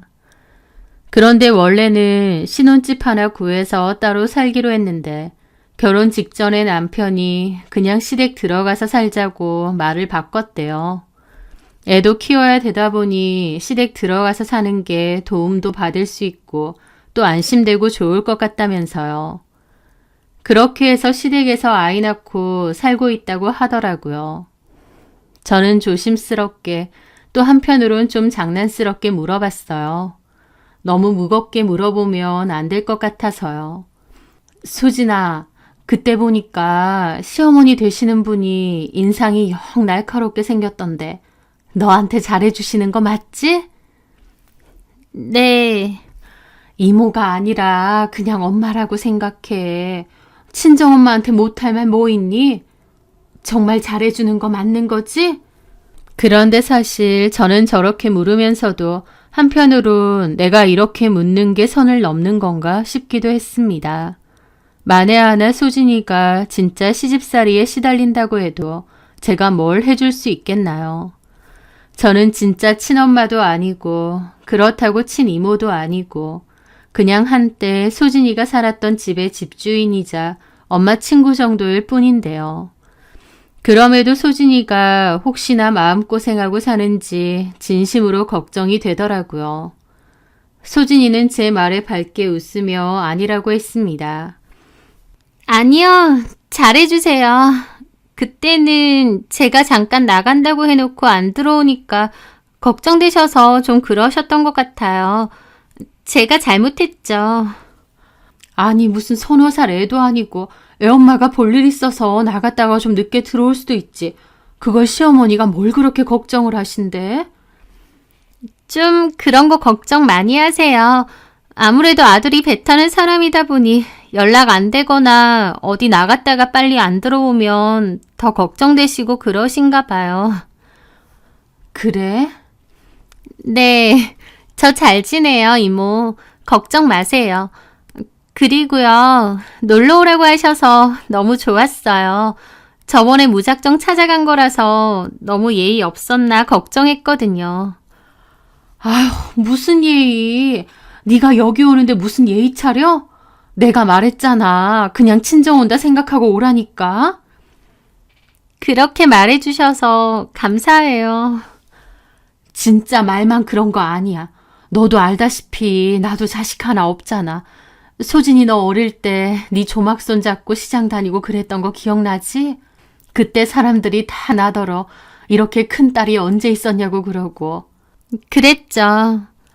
너 나한테 딸이나 다름없어. 연숙이도 그래서 나 믿고 너 자주 맡겼던 거고. 엄마도 항상 이모한테 감사해 하셨어요. 알지. 근데 나도 너랑 그렇게 다니는 거 좋았다고. 자식 손잡고 다니는 것 같아서 내가 더 좋았다 그 말이야. 그 말에 소진이의 눈시울이 좀 붉어지더라고요. 언제든 편하게 연락하고 밥 먹고 싶으면 와도 되고. 알았지?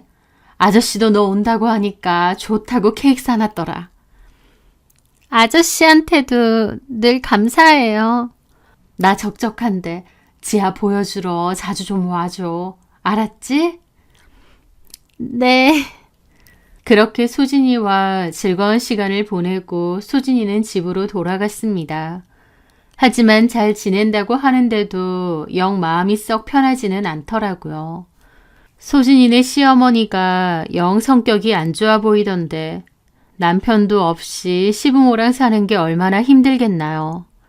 아무리 시부모가 잘해준다고 해도 영 불편할 건데 제가 보니 딱히 소진이에게 잘해줄 것 같지도 않았으니까요. 그 소진이가 한 번씩 연락이 왔고 저는 또 놀러 오라고 했습니다. 그 이후로도 한 2-번 정도 더 놀러 왔죠. 그러다가 소진이가 배 타러 간 남편이 돌아왔는데 1-2달 정도는 집에 있을 거라면서 그때는 어디 나가는 게 쉽지가 않다고 하더라고요. 남편이 오랜만에 왔으니 남편하고 시간을 많이 보내야 하잖아요. 그래서 알겠다고 했습니다. 남편 될 사람은 어떤지 한번 보고 싶기도 했지만 그것까지는 너무 주제넘은 것 같더라고요. 진짜 친딸도 아닌데 남편 좀 보여줘라 어째라 할 순 없는 거니까요. 그렇게 나중에 또 놀러 오겠지 생각하던 어느 날이었습니다. 남편이 유명한 생선구이집에 식사를 하러 가자고 했어요. 오래된 곳인데다 크기도 크고 저희 지역에서 유명한 곳이었죠. 그렇게 식사를 하러 갔고 자리를 잡았습니다. 생선구이를 주문하고 남편과 잠깐 얘기를 하고 있는데 갑자기 남편이 그러는 거예요. 잠깐만, 저기 소진이 아니야?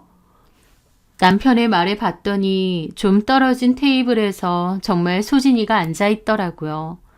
가족들이랑 같이 식사를 하러 온 듯 했죠. 이런 데서 우연히 만나니 더 반갑더라고요.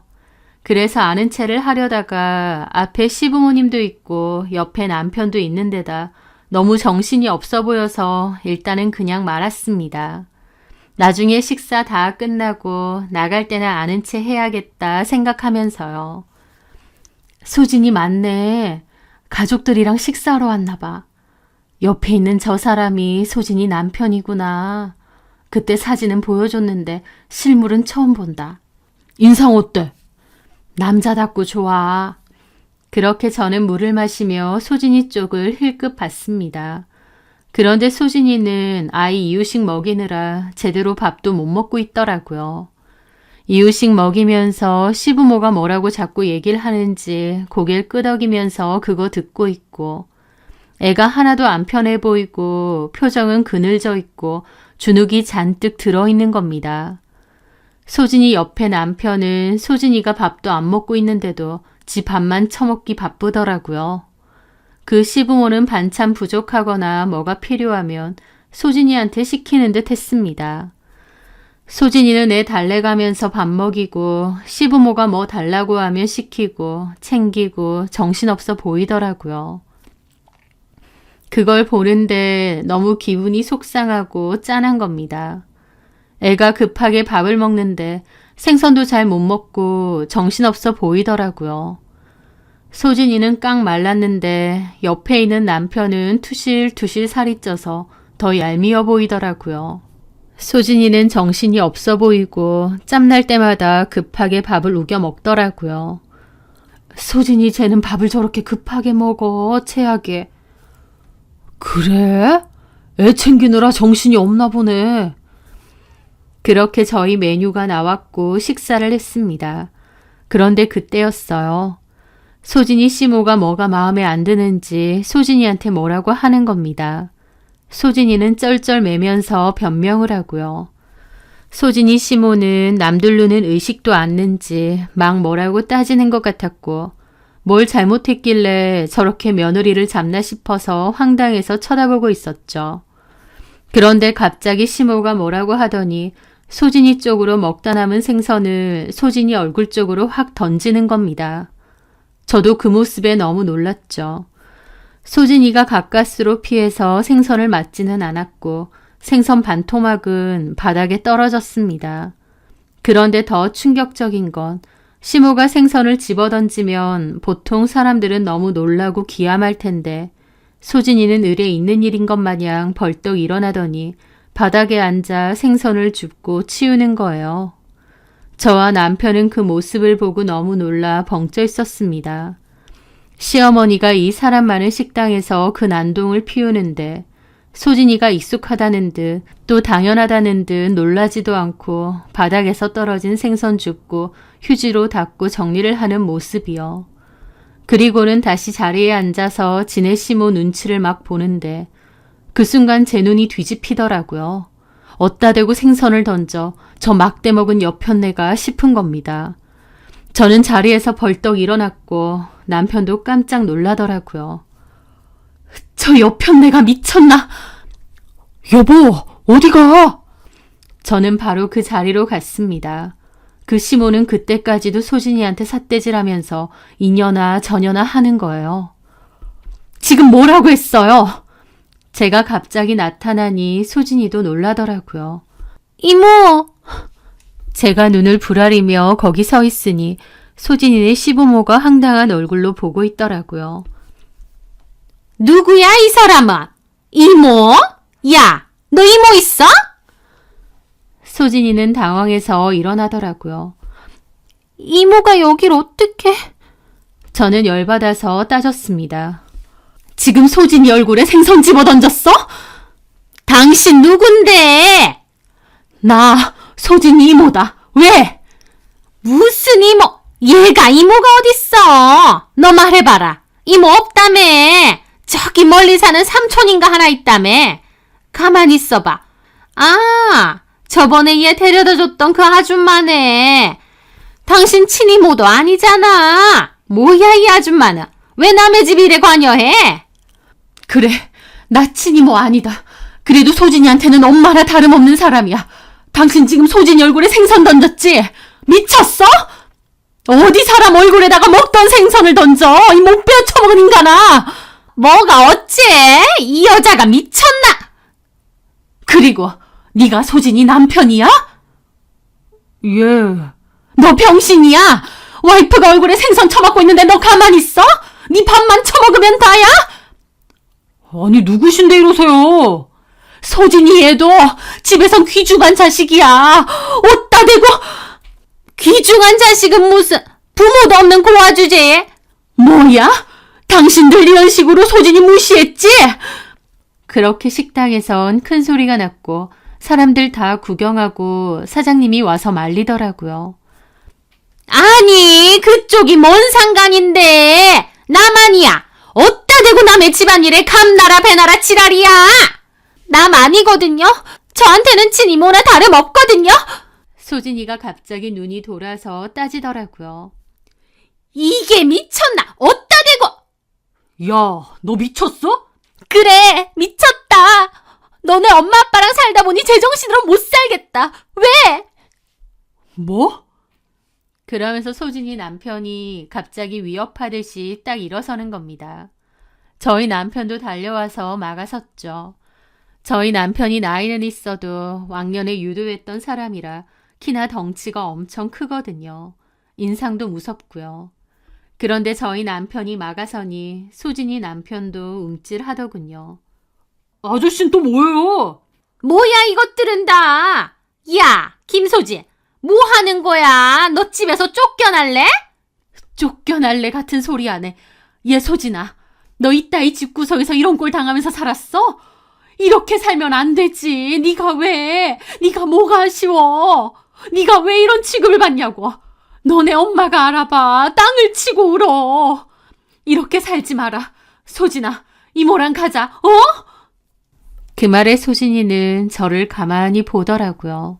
그러더니 뭔가 결심한 듯 갑자기 아기 의자에 앉아있는 아이를 챙겨서 안고 아기 짐도 챙기더라고요. 저희 남편이 소진이를 도와서 아이와 짐을 대신 안아들었죠.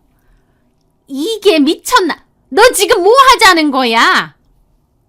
야, 너 뭐해? 내가 가족을 원하긴 했지만 이런 가족을 원한 건 아니야. 내가 왜 오빠네 집에서 구박받고 이런 취급을 받아야 돼? 어머님, 아버님, 저 부모 없다고, 가족 없다고 개무시했죠? 그러시는 거 아니에요. 저희 엄마 돌아가셨지만 저도 엄마한테는 둘도 없이 귀중한 딸이었거든요. 그리고 오빠 너도 그러는 거 아니야. 답도 안 나오는 니네 부모 나한테 떠맡기고 대리오도 시키고. 너 사실 돈 없어서 신혼집 못 구한 거잖아. 나한테는 그렇게 돈 많다고 허풍 쳐놓고 사실은 너 인터넷 도박하다가 돈 다 날려 먹은 거잖아. 내가 모를 줄 알았지. 내가 뭘 보고 너 같은 거 믿고 너네 집에서 이러고 종살이 했는지도 모르겠다. 소진이도 한번 터지기 시작하니 걷잡을 수 없는 것 같았습니다. 그동안 쌓인 게 많았던 거죠. 그렇게 소진이는 할 말 다 하고 거기 있는 사람들 다 쳐다보고 수군거리고 사장이랑 직원들이 밖에 나가서 얘기하시라고 여기서 이러시면 안 된다고 말리길래 저는 걱정 말라고 지금 바로 우리 딸 데리고 나갈 거라고 했습니다. 그렇게 소진이 데리고 나가려다가 소진이가 휴지로 감싸서 테이블 위에 올려놓은 생선 조각 들어서 소진이 남편한테 집어 던졌어요. 어따 던져 어따! 그리고 저와 남편은 그 집 식구들 있는 힘껏 노려보고 소진이를 데리고 나갔습니다. 소진이네 부모는 뒤에서 욕하고 너는 이혼당하는 줄 알라느니 난리가 났는데 어쨌든 그 순간은 도저히 참을 수가 없었습니다. 그렇게 소진이 데리고 나와서 집으로 갔고 소진이는 펑펑 울면서 그동안 고생한 얘기 하더라고요. 외로워서 가족 만들고 싶어하는 소진이었는데 소진이네 남편이 같이 가족 만들어서 행복하고 단란하게 잘 살자고 자기가 배 타면서 돈 많이 벌어서 그걸로 집도 사놓고 했으니 거기서 새 식구 살자고 그랬답니다. 그래서 혼전 임신으로 아이도 갖고 결혼도 했는데 결혼식 직전에 말을 바꾸더래요. 시부모님 밑에서 살자면서요.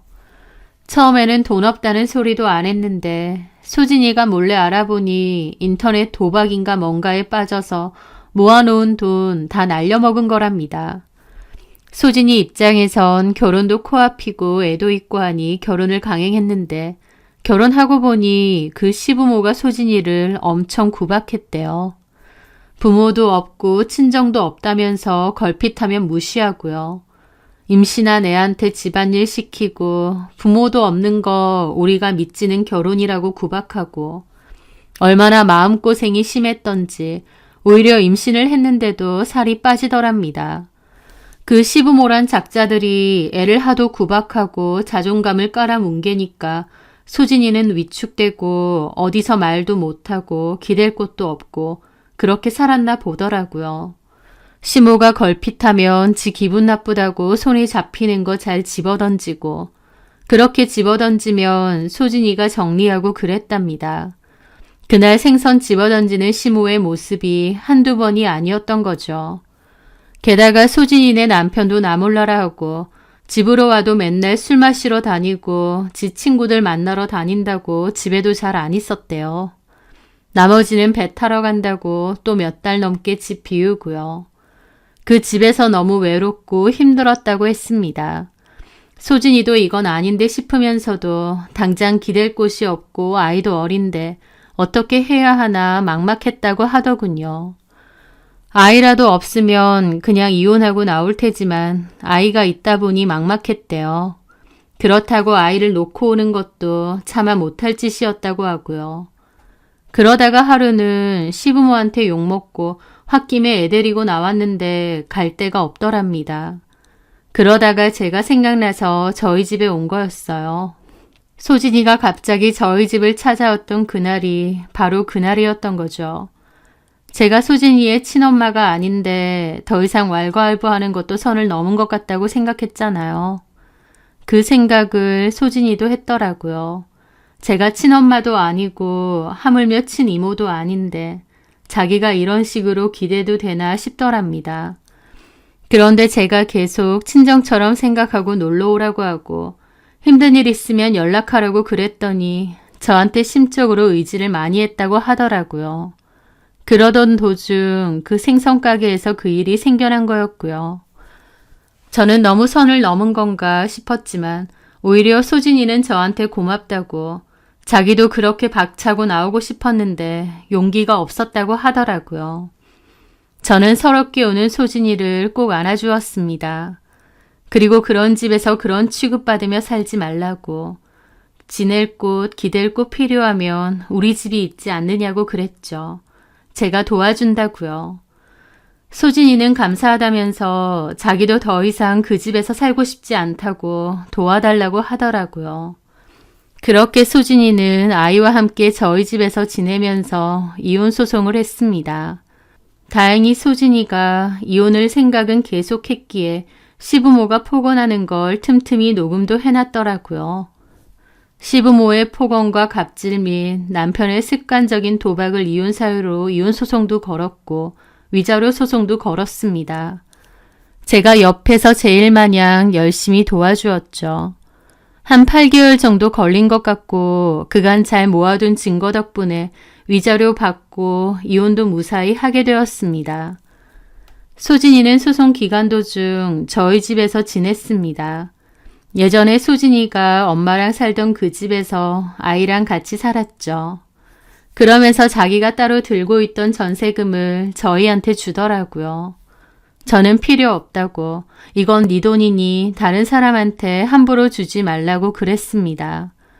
그렇게 소진이는 저희 집에서 1년가량 지냈고 아이도 어린이집에 보내고 일을 시작하려고 하더라고요.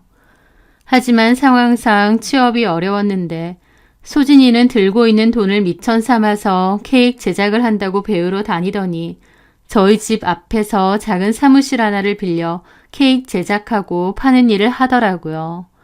주문 제작용 케이크라고 하던데 생일이나 돌잔치, 환갑잔치 등 다양하게 쓰이더라고요. 애가 손재주가 좋아서 예쁘게 잘 만들었고 인터넷으로도 주문이 많이 들어오고 직접 와서 사는 사람도 많은지 늘 바쁘더라고요.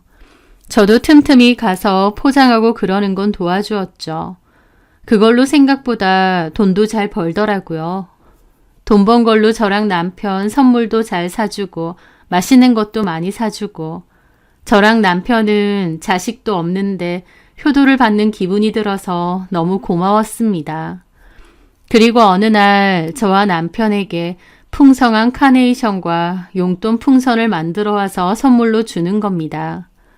저와 남편은 우리가 이런 걸 어떻게 받느냐고 놀랐는데 소진이는 저와 남편에게 늘 감사하다며 두 분은 어떻게 생각하실지 몰라도 자기한테 두 분은 돌아가신 엄마처럼 부모님 같은 느낌이라고 하더라고요. 돌아갈 곳이 없어서 그 수모를 겪고 있을 때 자기 손을 잡고 그 식당을 뛰쳐나갔을 때 그때 얼마나 든든하고 벅찼는지 모른다고 그리고 그 후로도 이렇게 도와주고 힘이 돼주는 게 얼마나 감사한지 모른다고 울먹이더라고요. 그 모습에 남편과 저도 눈시울을 붉혔습니다. 그리고 너만 괜찮다면 부모 자식 사이처럼 이렇게 지내자고 했습니다. 저희는 평생 자식이 없어서 한편으론 아쉬운 마음이 컸는데 그 자리를 소진이가 많이 채워주더라고요. 저희는 혈연으로 이어진 관계는 아니지만 서로를 아끼고 위하고 보살피는 마음만은 부모 자식과 다를 게 없었거든요. 그렇게 저와 남편은 소진이와 지아를 마음으로 저희 딸과 손녀로 품게 되었습니다. 소진이는 손끝이 야무지고 생활력이 강해서 일도 열심히 잘하고 사업 규모도 금세 늘리더라고요. 일도 열심히 하지만 저희한테도 참 잘했습니다. 시간이 흘러 우연히 소진이네 전 시댁 식구와 전 남편에 대해서 들었는데 도박은 손을 잘라도 계속 한다는 말이 있죠. 소진이네 전 남편이 그 인터넷 도박인가 뭔가 못 끊고 계속 하다가 기어코 전 시댁 집까지 경매 넘어갔다고 하더라고요. 그따위로 살면서 남의 집 귀한 딸 데려다가 그 구박과 무시를 했다니 생각할수록 어이가 없고 분통이 찹니다. 물론 이제는 다 지난 일이겠지만요. 제 속으로 낳은 친딸도 아니고 친척 누군가의 딸도 아니지만요. 누가 뭐라 해도 저에게 소진이는 제 딸이고 지아는 제 손녀입니다. 소진이도 저를 그렇게 여기고요.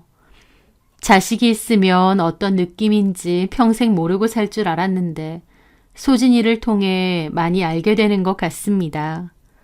소진이 하는 일 더 잘 되고 서로 다독여주고 힘이 될 수 있는 그런 가족으로 앞으로도 잘 지내려 합니다. 제 사연 들어주셔서 감사합니다.